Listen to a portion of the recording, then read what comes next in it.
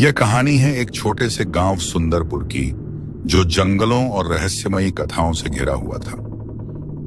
गांव में चारों ओर शांति थी, लेकिन हर शांति के पीछे एक अनकही सच्चाई छुपी होती है।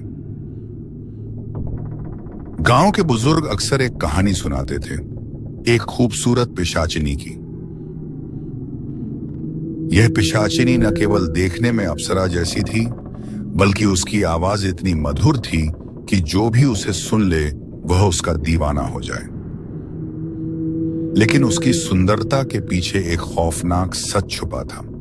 याद रखना बेटा, अगर रात में जंगल से किसी औरत की मधुर आवाज सुनाई दे तो कभी उसकी ओर मत देखना, वह तुम्हें मौत के मुंह में ले जाएगी। लेकिन नई पीढ़ी इन बातों को सिर्फ पुराने जमाने की गप्पें समझती थी। गांव का एक नौजवान रमेश सीधा सादा और मेहनती था।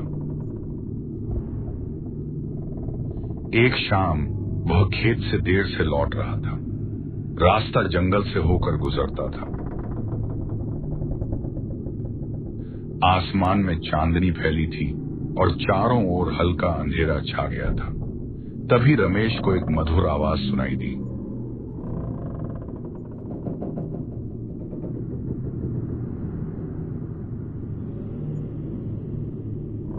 ये जंगल में कौन है? इतनी मधुर आवाज, लेकिन जंगल इस समय कुछ समझ नहीं आया। आखिर कौन हो सकता है? नजर भी नहीं आ रहा। आखिर है कौन? उसने आवाज की दिशा में देखा। सामने से एक लड़की लाल साड़ी पहने धीरे धीरे उसकी ओर आ रही थी। डरिए मत, मेरा नाम चंद्रिका है और पास के गांव से हूं। पता नहीं मैं कैसे रास्ता भटक गई और अंधेरा होने के कारण से मुझे कुछ समझ नहीं आ रहा था। क्या आप मेरी मदद करेंगे? कल सुबह होते ही चली जाऊंगी जी। रमेश उसकी मासूमियत और सुंदरता से मोहित हो गया। हाँ, क्यों नहीं, मैं आपको गांव तक छोड़ दूंगा। मैं आपके किसी काम आ सका तो इससे अच्छी बात क्या हो सकती है। रमेश उसे लेकर गांव पहुंचा। गांव वालों ने चंद्रिका को देखा तो वे उसकी सुंदरता पर हैरान रह गए। यह कौन है रमेश? पहले तो कभी इसे यहाँ नहीं देखा। ये पास ही के गांव से है। रास्ता भटक गई तो मुझे देखकर मदद मांगी, तो मैंने सोचा अंधेरा हो गया है तो इस समय ये बेचारी कहाँ जाएगी, और मैं इन्हें यहाँ ले आया। मेरा नाम चंद्रिका है। मैं पास ही के गांव से हूँ और अंधेरा होने के कारण रास्ता भटक गया तो सोच रही हूँ कि यही गांव आज की रात ठहर जाऊं। तभी मुझे रमेश जी दिख गए और मैंने इनसे मदद मांगी। क्या मैं आज की रात यहाँ रह सकती हूँ, अगर आप लोगों को कोई आपत्ति ना हो तो? चंद्रिका के आने के बाद गांव में अजीब घटनाएं होने लगी। कुछ गाय भैंसें गायब हो गईं।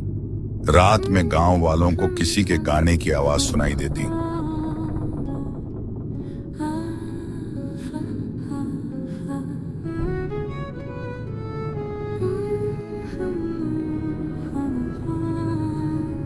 भाई, रात को मैंने एक परछाई देखी।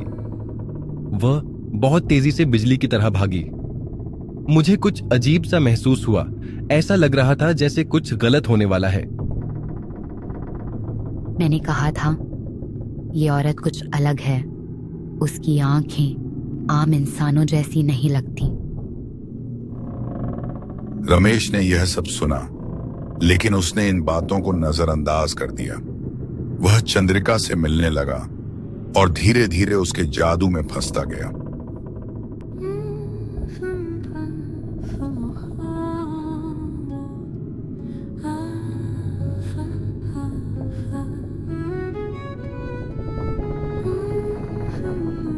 एक रात रमेश ने चंद्रिका को चुपचाप जंगल की ओर जाते देखा। वह उसके पीछे पीछे गया। वहां उसने देखा कि चंद्रिका का रूप बदल रहा था। उसकी आंखें लाल हो गई थीं उसके लंबे नाखून निकले हुए थे और वह किसी जानवर को खा रही थी। चंद्रिका, तुम यहाँ और इस समय, और तुम ये सब क्या कर रही हो? रमेश, अब जब सच देख ही लिया है तो डरने का कोई फायदा नहीं। मैं वही हूँ जिसे तुम लोग पिशाचिनी कहते हो। हाँ, मैं पिशाचिनी हूँ।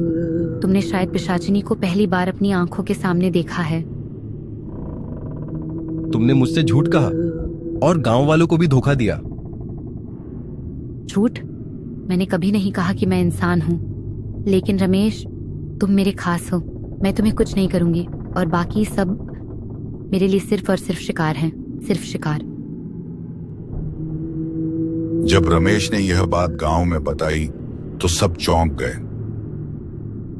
मैंने पहले ही कहा था कि यह औरत कुछ ठीक नहीं है। मुझे उसी समय लग रहा था जब उसे देखा था, और वही बात निकली। ये पिशाचिनी है। हमें इसे गांव से बाहर निकालना होगा। नहीं, इसे ऐसे ही नहीं भगाया जा सकता। यह शक्तिशाली है। हमें मंत्रों और पूजा से इसे हराना होगा। अगले दिन रमेश चंद्रिका से मिला। चंद्रिका जोर से हंसने लगी।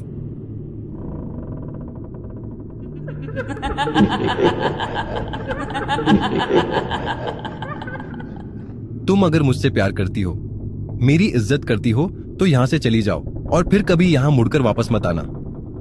चली जाओ। प्यार? मैं किसी से प्यार नहीं करती। तुम जैसे लोग मेरी भूख मिटाने के लिए हैं। लेकिन रमेश, मैं तुम्हें अपना बना सकती हूँ। मैं तुम्हारे साथ कहीं नहीं जाऊंगा और ना ही तुमसे कोई रिश्ता रखना। और कान खोलकर सुन लो, तुम्हारा अब समय खत्म। अब तुम्हारा अंत आ गया है।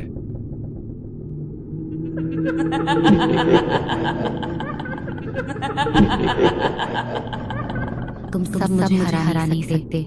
मेरी शक्ति के सामने तुम कुछ नहीं हो। मैंने तुम्हें देखा तो अपनी सी लगी और तुम मुझे अच्छी लगने लगी। और तुम तो पिशाचिनी निकली। तभी गांव वाले मंत्र पढ़ते हुए वहां पहुंचे। उनके हाथों में जलते हुए दीपक और तुलसी के पत्तों का जल था।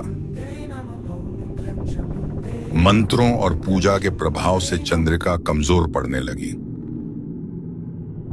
तुम सबने मुझे धोखा दिया। मैं लौट कर आऊंगी। फिर से आऊंगी। अभी मैं जा रही हूँ।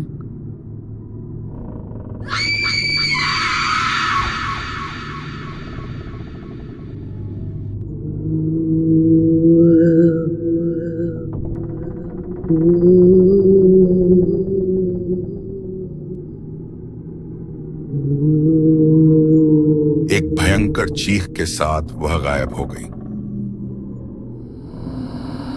शाचिनी के जाने के बाद गांव में शांति लौट आई। रमेश मंदिर के पास बैठा सोच रहा था। मैंने जिसे अपना समझा वह सिर्फ एक छलावा थी, लेकिन मैं खुश हूं कि गांव वाले सुरक्षित हैं। पिशाचिनी का डर भले ही खत्म हो गया हो, लेकिन गांव वालों ने यह बात सीख ली कि हर चमकती चीज सोना नहीं होती।